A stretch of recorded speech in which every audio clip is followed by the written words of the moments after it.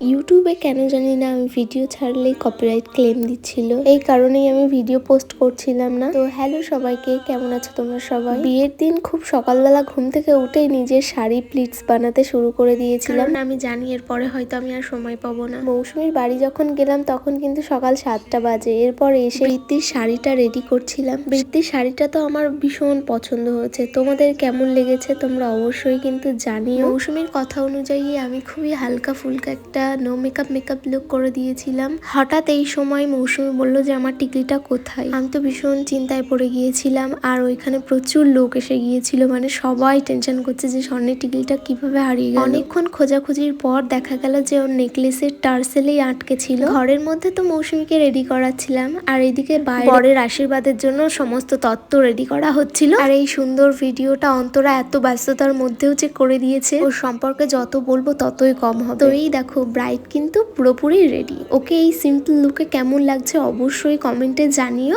আর একদম কিন্তু হালকা মেকআপ করেছে, একদম বোঝাই যাচ্ছে না যে ও মেকআপ করেছে। ওদের বাড়িতে সেদিন সকালবেলা থেকেই কারেন্ট অফ ছিল। জেনারেটর চালানোর পর এই দেখো হেয়ারের নিচটুকু একটু কার্ল করতে পেরেছি উইদাউট ক্রিম্পিং। যেহেতু ও তাড়াতাড়ি রেডি হয়ে গেছিল, তাই বৃত্তির ফটোশুট কিন্তু একদম মনের মতো হয়েছিল। আর ফটোগুলো কিন্তু দারুণ আসছিল। ক্যামেরাম্যান তো ওকে একটার পর একটা পোজ শিখিয়ে দিচ্ছিল, যেটা দেখেও প্রচন্ড হাসছিল, ভীষণ মিষ্টি লাগছিল এই হাসিতে ওকে। মৌসুমীর মাসির ছেলে মানে ওর ভাই, ওর জন্য কি সুন্দর গাছ কৌটাটা বানিয়েছে না বলো। ফটো সেশন কমপ্লিট করেই কিন্তু বৃত্তি রিচুয়ালে বসে গিয়েছিল মৌসুমী। অল্প একটু নিয়ম কানুন দেখেই কিন্তু টুক করে বাড়ি চলে এসেছিলাম, কারণ এটাই সুযোগ হলুদ শাড়ি পরার। পরের ভিডিও খুব তাড়াতাড়ি আসছে।